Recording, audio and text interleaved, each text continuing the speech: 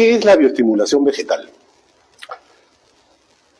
Pero empecemos primero hablando de la nutrición. La nutrición vegetal es fundamental, ¿no? Como los seres humanos, los niños, los seres humanos tenemos que alimentarnos, necesitamos proteínas, necesitamos carbohidratos, necesitamos minerales, vitaminas, y eso es igualito en la planta. La planta se alimenta de minerales. Tenemos elementos esenciales, son elementos esenciales el nitrógeno, el fósforo, el potasio, que son los elementos que se necesitan en mayor cantidad, llamados macroelementos. Después vienen el calcio, el magnesio, que son oligoelementos, se les puede llamar, y vienen los microelementos.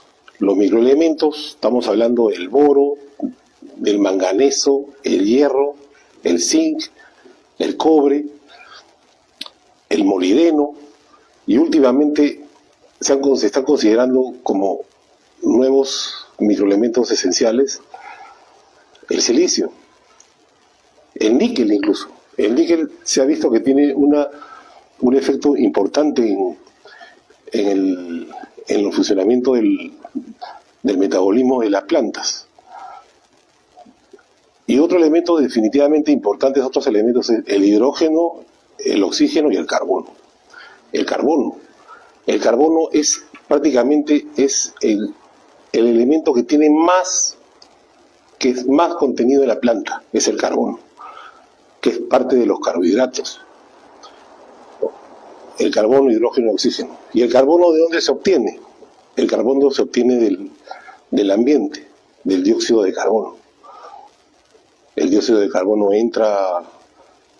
se capta a través de la fotosíntesis, ocurre una transformación del carbono a través de una reacción que es la fotosíntesis, en la cual interviene la clorofila, intervienen diferentes nutrientes como el hierro, el manganeso, el potasio cumple una acción importante también en la regulación de los estomas, del cierre de estomas.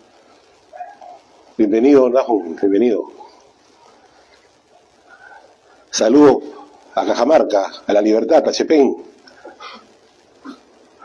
Gracias, gracias. Chimbote, buenas noches. Entonces es muy importante considerar en la fertilización todos los elementos. Por ejemplo, a veces me escriben y me llaman, o me escriben y me preguntan, me dicen, tengo este problema. Yo lo primero que pregunto, tengo un problema que la hoja se me está amarillando, o que veo triste mi planta, ¿qué me recomienda? Lo primero que yo les pregunto es, cuénteme cómo está su fertilización y cuáles son las fuentes que ha utilizado. Detálleme cómo está la fertilización y cuándo es la última vez que ha aplicado y en qué momento. Y en qué momento está su etapa fenológica.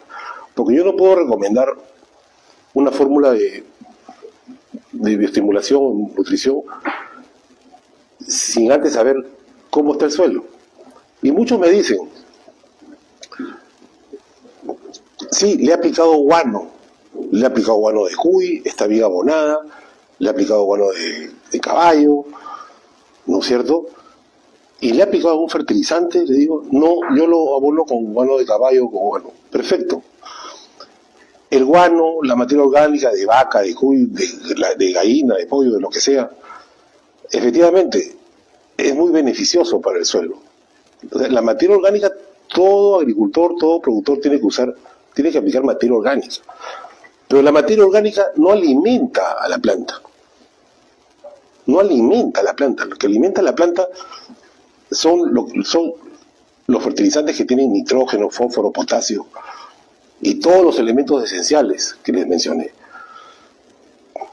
Pero la materia orgánica es muy importante para hacer esos elementos, esos nutrientes más asimilables para la planta, que la planta los asimile mejor. La materia orgánica, ¿cuáles son sus beneficios? La materia orgánica mejora mejora la retención del agua.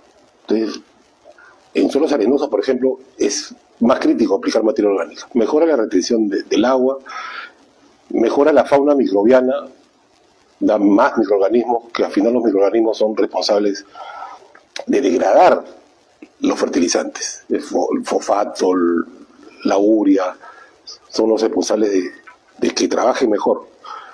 Otra cosa, la materia orgánica, el ácido húmico, toda fuente de materia orgánica son como unos imanes, sirven como unos imanes, porque todos los microelementos, el manganeso, el hierro, el zinc, el calcio, la mayor parte son de carga positiva, tienen carga positiva, o sea, son cationes. O sea, es una química, es una interacción química que hay en el suelo, ¿no? Hay cationes, hay aniones con carga negativa, carga positiva, es una guerra de cargas. Y los ácidos húmicos, la materia orgánica, tienen carga negativa alrededor, ¿no? Es como poner carga negativa y al aplicar nosotros productos a base de calcio, potasio, todos los cationes calcio, boro, zinc, esas cargas negativas atraen a las cargas positivas y los atrapan. Entonces queda disponible para la planta. Entonces, es muy importante y hay muchas cosas más. Ya en otro espacio, como recién estoy empezando este espacio, de repente no me quiero ir por las ramas, porque hay muchas cosas por hablar en el tema de los cultivos, en el tema de suelos. Es un tema que no acaba. Ahora, definitivamente, eso es importante, la nutrición, no todos los nutrientes. Pero ahora, ¿qué es la bioestimulación? Acá tenemos que diferenciar bioestimulación y nutrición. La planta, le damos todos los elementos, se nutre. Pero también, a veces los nutrientes no son disponibles para el cultivo, porque mucha interacción hay en el suelo. En suelos alcalinos, por ejemplo, el hierro, el zinc, el manganeso, se adhieren a los carbonatos, al fósforo, se forman fosfatos de estos elementos, carbonatos. Entonces la planta no los asimila. Los suelos salinos. Entonces, hay muchas dificultades que hacen que la planta absorba bien, eficientemente los nutrientes. Otro tema que limita el desarrollo de las plantas, de los cultivos, la temperatura. Las temperaturas elevadas, las temperaturas muy bajas, las temperaturas extremas, eso altera el desarrollo de la planta. Y la planta se estresa. Y al estresarse la planta toda su energía la manda a combatir, a crear antioxidantes, enzimas antioxidantes para combatir los radicales libres. Entonces la planta se desgasta. Otro tema que limita el desarrollo y baja el potencial de la planta, el potencial de desarrollo, la falta de humedad adecuada, los riegos inadecuados, los altos tiempos sin regar. A veces hay zonas que no hay agua, que demoran en regar, entonces la planta sufre un estrés, ¿no? Ataque de plagas, de enfermedades, etcétera. ¿Dónde entran los bioestimulantes? Los bioestimulantes lo que van a hacer es incrementar el potencial genético de los cultivos. Ese es en síntesis generales. Los bioestimulantes van a elevar el potencial genético de los cultivos. Un cultivo de arroz, por ejemplo, su potencial es producir hasta 20 toneladas por hectárea. Es su potencial, es lo máximo que puede llegar, posiblemente toneladas por hectárea. Pero hay zonas que no llegan. En la selva, por ejemplo, llegan a 5 o 6 toneladas. En Chepén, en La Libertad, llegan a 12 toneladas, 10 toneladas, 13, 14, por ahí, una excepción. En Camaná son rendimientos más altos, ¿no? Camaná es una de las zonas donde hay rendimientos más altos en arroz, porque el fotoperiodo es muy largo, hay más horas luz. Bueno, ¿a qué voy? Que el cultivo tiene un potencial máximo de rendimiento, pero no se da por los factores que les mencioné antes. Entonces, ahí están los bioestimulantes. Los bioestimulantes van a despertar genes dormidos en las plantas. Todo el desarrollo de las plantas, así como los seres humanos, está dominado por genes. La genética es la base del funcionamiento de las plantas. Todo está dominado por genes. Entonces, hagamos un ejemplo. En la floración yo siempre hago énfasis en el manejo de hormonas, ¿no? En el manejo de hormonas. Floración es una etapa donde más actividad hormonal hay. ¿Y cuáles son las principales hormonas de desarrollo, de crecimiento? Son las citoquininas, las gibberelinas y las auxinas. ¿Y en qué etapa se produce? Hay más demanda de la planta, hay más actividad en floración. Está demostrado, yo he visto curvas, estudios, que en la etapa de floración la curva se va a lo más alto de producción de citoquininas, gibberelinas y auxinas, y cuando ya va formándose el fruto, viene cuajado la maduración, ya va bajando la citoquinina, las gibberelinas y las auxinas. ¿Ahí qué viene? Ahí ya comienzan a subir otras hormonas, que son las hormonas de la maduración, el etileno, el ácido abscísico. Entonces, en floración tenemos que despertar los genes dormidos para que haya más producción de hormonas. Muchos dirán, yo incentivo a la producción de hormonas naturales. Exacto. No aplico hormona directa. Hay a veces, muchos usan las citoquininas. Citoquinina, le meto citoquininas. Pero hay dos formas de hacer que producir hormonas. Hacer que la planta produzca sus propias hormonas, y ya en un caso donde ya es crítico, es necesario aplicar hormonas de manera exógena, como se dice. Cuando la planta produce sus propias hormonas, se dice producción de hormonas de manera endógena. Entonces tenemos los aminoácidos, tenemos las algas marinas, que son bioestimulantes que van a hacer que la planta active procesos de producción de hormonas, que incremente la eficiencia de la fotosíntesis, de la respiración, de la formación de lípidos. Entonces, este es un tema muy amplio y el tiempo es corto. Entonces quiero resumir. Los bioestimulantes van a incrementar el potencial genético del cultivo. Acá veo unas preguntas. Glucosa, me dicen. Buenas noches, Javier. Javier, amigo de nuestro distribuidor en Chiclayo, Distribuciones Semi.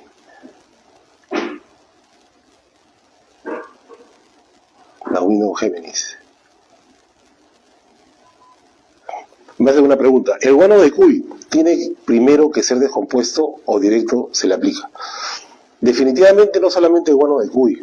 Todo lo que es materia orgánica, todo tiene que estar bien descompuesto. Tiene que estar bien descompuesto, definitivamente, porque puede haber sustancias, ¿no?, que intoxiquen a la raíz, que sea en detrimento del desarrollo, ¿no? Eso es la gallinaza, el guano de vaca, tiene que estar bien descompuesto, definitivamente. Los quelata, me dicen. Claro, la materia orgánica sirve como un quelatante, ¿no? Un quelatante natural, o sea, agarra los nutrientes, los elementos, el calcio, por ejemplo, que tiene carga positiva, y la materia orgánica en la superficie tiene carga negativa, que son compuestos, son electrones de oxígeno. Toda la materia orgánica está rica en radicales carboxílicos. La materia orgánica tiene radicales COOH, que son carboxílicos. Muchos saben de los ácidos policarboxílicos. Todos saben que los ácidos policarboxílicos son quelatantes. Agarran a los cationes y los hacen disponibles a la planta. Como la superficie de la planta tiene carga negativa, entonces los carboxílicos agarran a la carga positiva cuando aplican un foliar de calcio y lo meten dentro de la planta. Entonces no lo rechaza la hoja. Pero en el suelo, ¿qué pasa con la materia orgánica? Jala los cationes. Y sí, los quelata, como dice de alguna manera, los quelata. Los microorganismos. Me pregunta acá los microorganismos. Los microorganismos hay los microorganismos que ayudan a descomponer la materia orgánica, ¿no? Los famosos organismos eficientes que le dicen, ¿no? Los organismos eficientes, que venden incluso productos que tienen organismos eficientes, microorganismos, que descomponen la materia orgánica y ayudan a que la descomposición sea más rápida.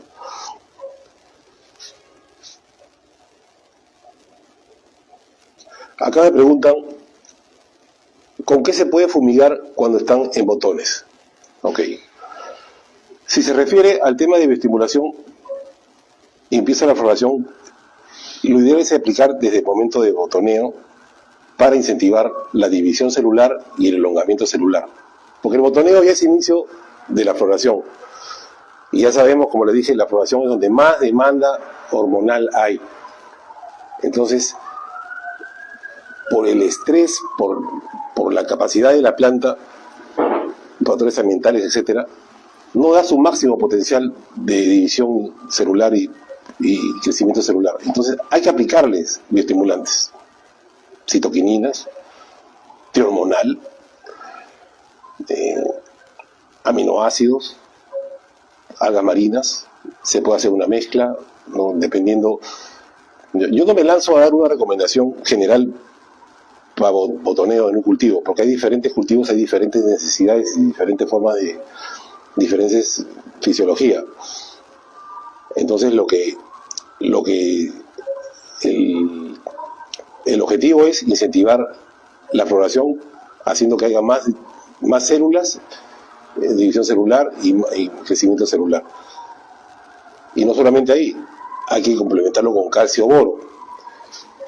Las aplicaciones foliares en floración, o sea, no todas las aplicaciones foliares se pueden hacer todo el tiempo, porque ya tenemos una fertilización establecida donde hay nutrientes. Pero hay ciertos momentos enológicos en la cual hay demanda alta de ciertos nutrientes.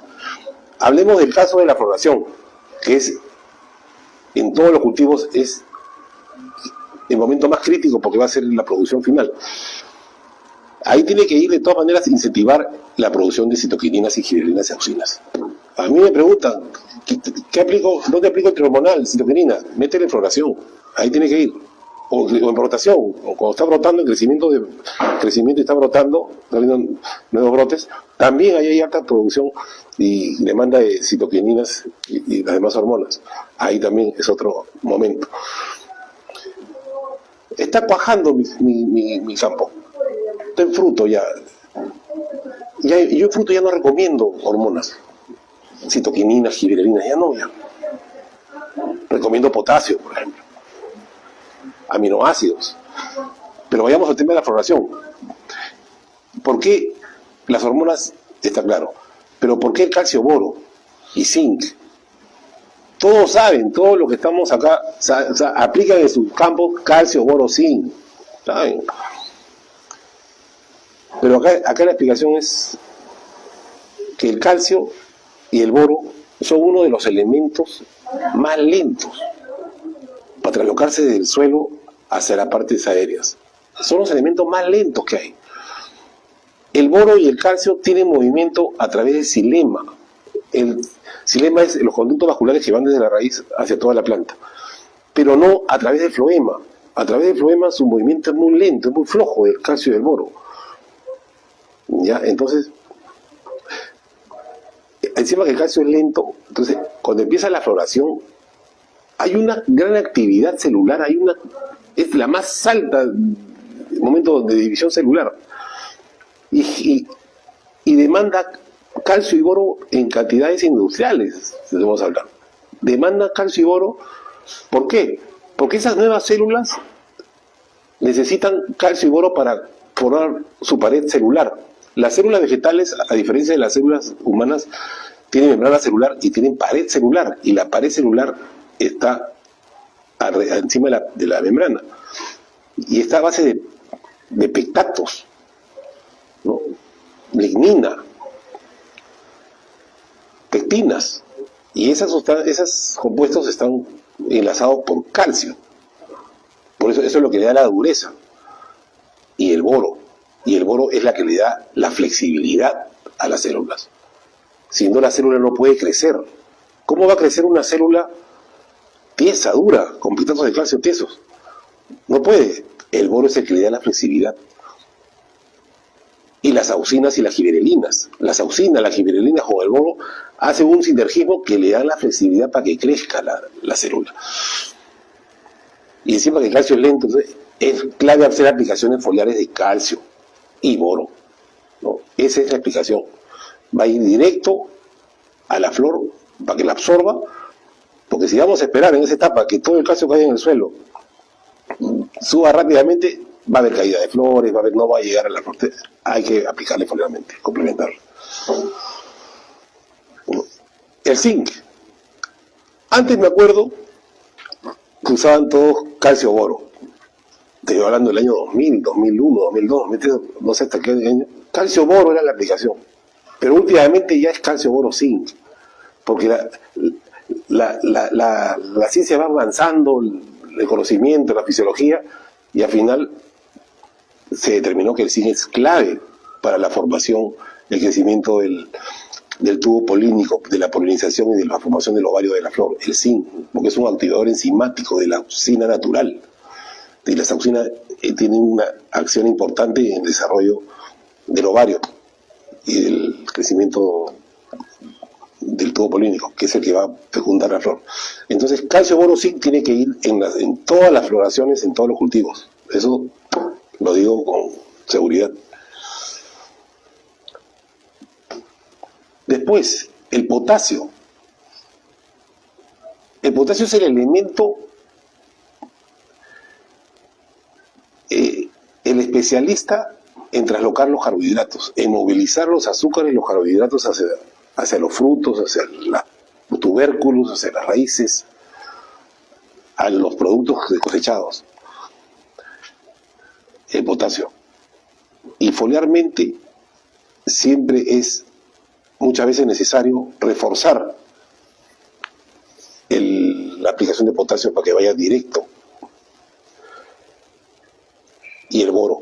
El boro vuelve a ser un nutriente clave para la translocación de carbohidratos. La mezcla de potasio con boro hacen sinergismo para translocar más rápidamente los carbohidratos. Entonces va a haber más desarrollo de fruto, va a haber más concentración de azúcares, ¿no? De azúcares, en el caso de los frutos, ¿no? Y los carbohidratos llegan al fruto, en el caso de mandarina, manzano, y hay una reacción que se transforma en sacarosa, y eso es lo que da el dulzor al fruto, el azúcar. Pero en el caso del arroz, en el caso de la papa, llega el carbohidrato, llega al fruto, a la papa, al arroz, y se transforma en almidón. Ocurre una serie de procesos enzimáticos y se transforma en almidón. Entonces, esa es la importancia de... Saludos hasta chao, saludos. Me hacen una pregunta bien interesante. La forcisteína. ¿En qué puede ayudar la forcisteína en el cultivo de palto? Yo les cuento de la forcisteína. La forcisteína es un potente antiestresante, antioxidante. Acá me van a hacer hablar de un tema, el estrés oxidativo. Es uno de mis temas que me apasionan, porque el estrés oxidativo es el causante de la reducción de cosechas a nivel mundial, y es un causante silencioso, que no lo vemos, que influye la radiación, la temperatura y muchos factores. Y en otro espacio hablaremos más a fondo del estrés oxidativo. La forcisteína es un producto que se ha sintetizado a partir del ácido fólico, ¿no? El ATTC, la cisteína. La cisteína es un aminoácido, uno de los más potentes aminoácidos antioxidantes que hay en la naturaleza, la cisteína. Las enzimas antioxidantes, el aminoácido que más contienen y que más potente es la cisteína. Entonces, cuando me preguntan por el cultivo de palto, para el cultivo de palto, para cualquier cultivo, se puede usar la forcisteína.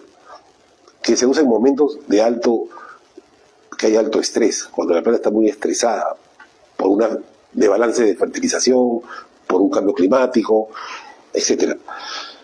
La cisteína, si uno aplicara cisteína foliarmente, la cisteína no penetra. La cisteína es muy difícil que atraviese la cutícula de la hoja, que atraviese, que penetre dentro de la hoja y se diluye en la savia.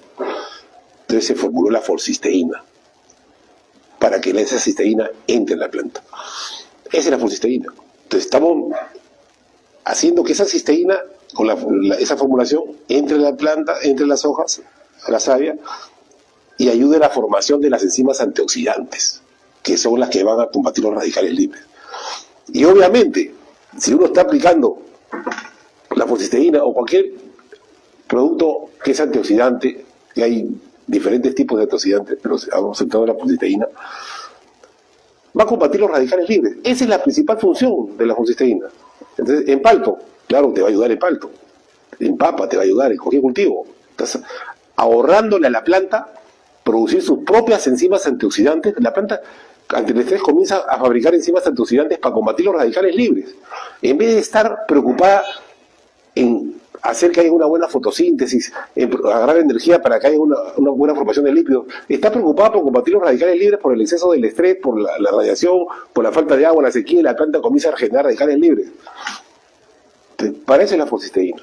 Entonces, va a ser que le vas a ahorrar a la planta que produzca su propia cisteína para formar esas enzimas antioxidantes. Entonces le vas a liberar carga a la planta para que la planta se dedique a fotosintetizar, a trabajar carbohidratos, a formar lípidos. Ese es el beneficio de la forcisteína.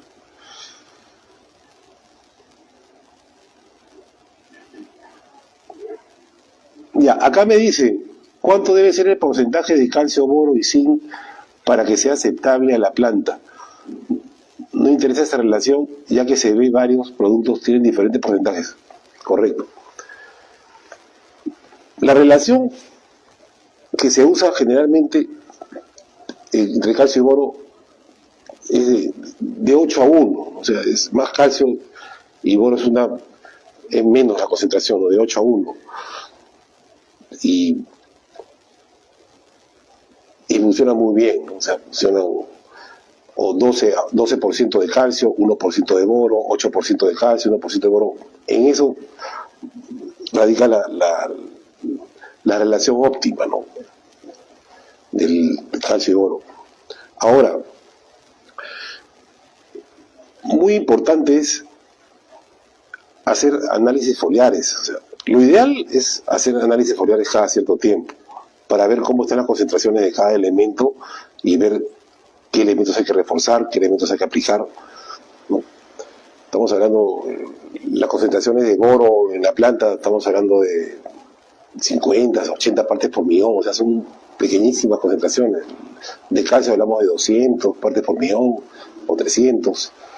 O sea, ese es, pero generalmente no hay problemas de intoxicación, se puede decir, de calcio, con esas relaciones que les digo. No hay problemas, al contrario, le satisface la necesidad de calcio con esas concentraciones, igual de boro.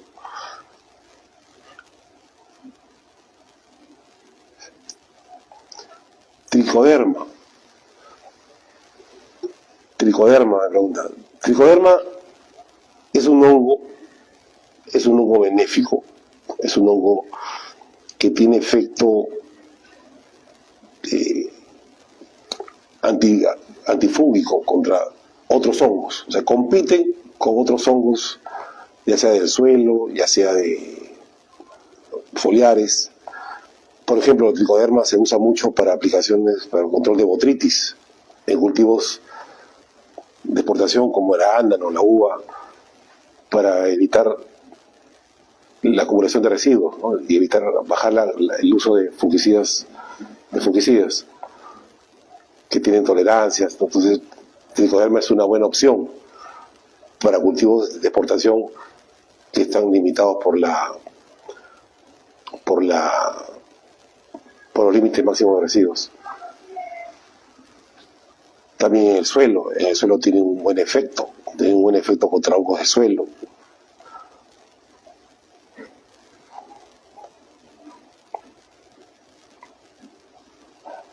Saludos a Guayopampa, ¿cuánto tiempo, hace cuántos años estuve por Guayopampa, los pueblos de la Sierra de Huaral?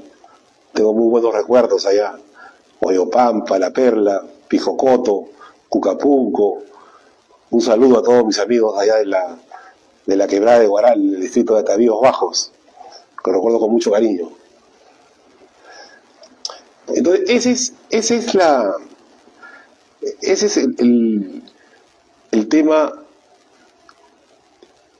muy importante, ¿no? En el tema de la bioestimulación. Tenemos también hay los que son los madurantes, productos que ayudan a la maduración, como a base de etanol, productos que inhiben el exceso de giberelinas. Hay productos reguladores de crecimiento, por ejemplo en palto mucho se habla de la caída, mucho del problema de la caída fisiológica, que sufren mucho los agricultores. A mí me llaman todos los días, me escriben, preguntándome por la caída. ¿Cómo hago para que no se me caiga la fruta, las flores? Es todo un manejo integral.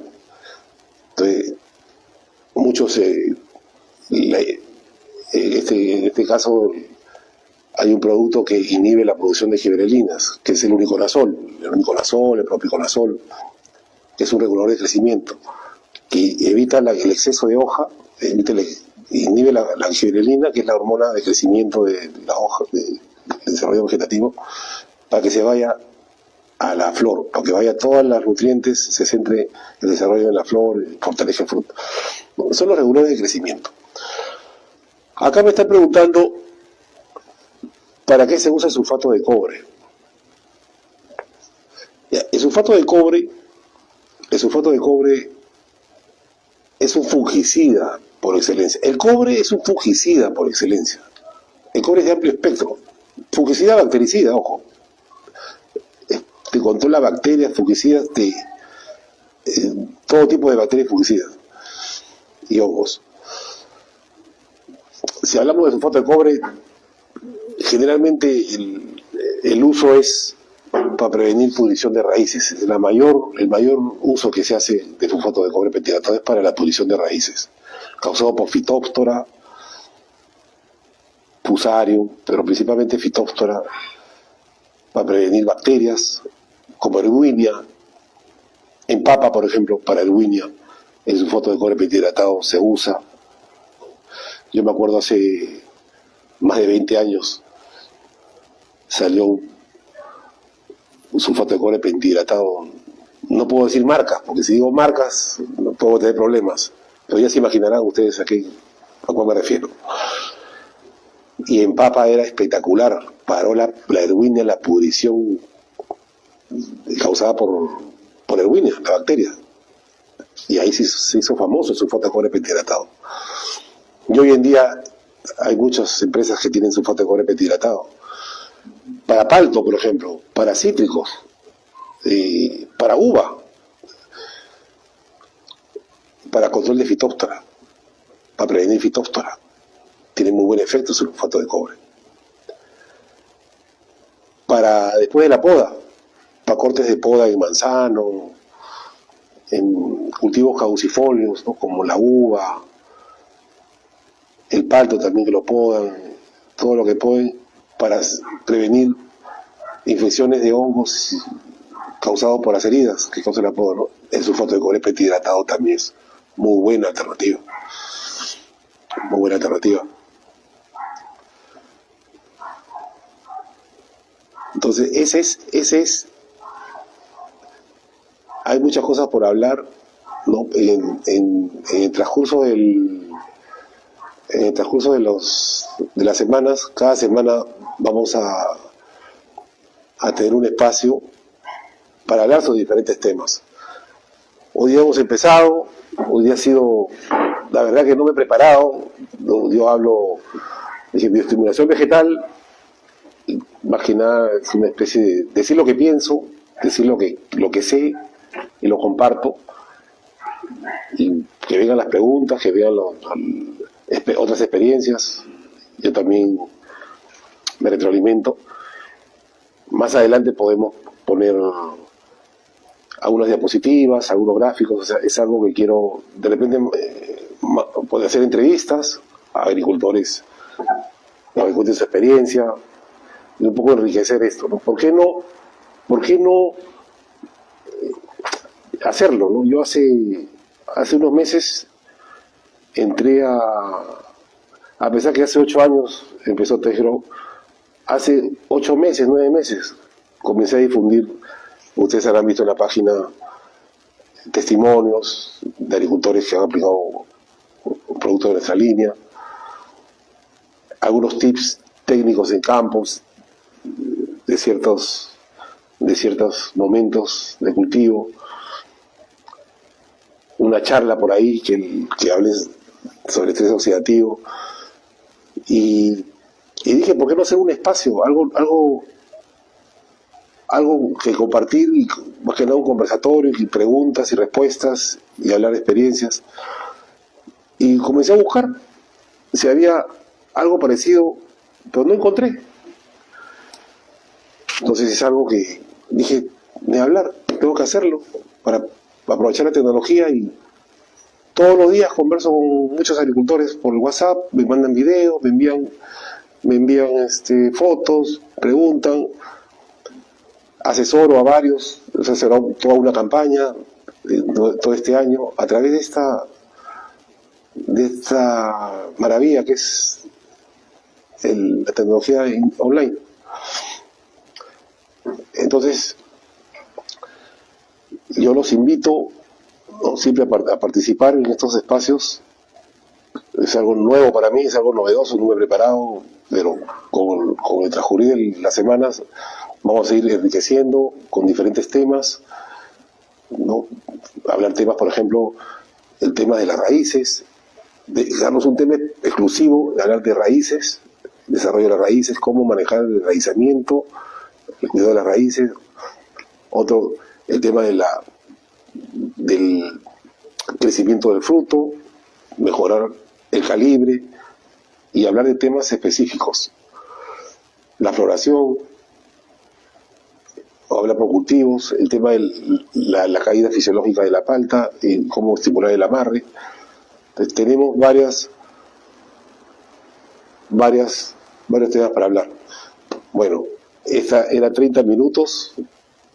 Espero que haya sido de su agrado esta reunión, que se pasa el tiempo volando. Hay muchas cosas por conversar, y en el próximo espacio ya les estaré avisando de qué tema hablaremos, o me pueden sugerir en los comentarios, me pueden sugerir qué temas se podrían tocar que sean de interés para la mayoría, y ahí les voy avisando del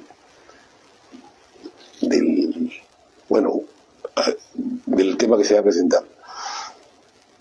De verdad que me siento contento y me siento satisfecho de empezar con estos espacios, y gracias por su tiempo, y nos vemos en el próximo espacio. Muchas gracias, buenas noches.